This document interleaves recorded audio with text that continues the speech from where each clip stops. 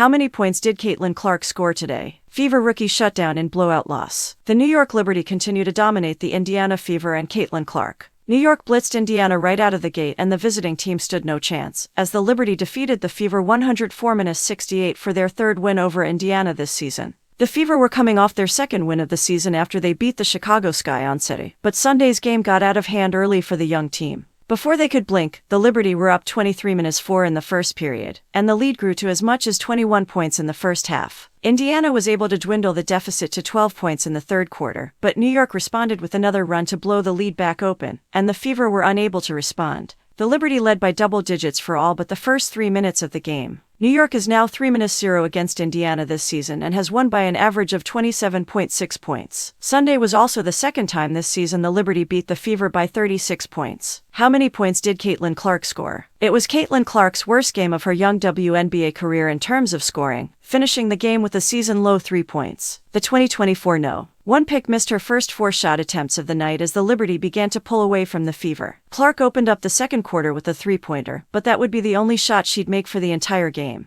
In the fourth quarter, Clark appeared to be getting her ear checked by the training staff. She went to the locker room but returned to the bench before the game ended. Along with her 3 points, Clark finished the night with 5 assists, 2 rebounds, 2 steals, 1 block and 3 turnovers in 28 minutes of action. She was 1 for 1-0 from the field and 1 for 7 from three-point land. Sunday capped off what was one of the most grueling schedules in the WNBA. The Fever started the season with 11 games in 20 days and they've played the most games so far this season. Now they'll get 4 days off, their longest break thus far, and will return to action against the winless Washington Mystics on Friday.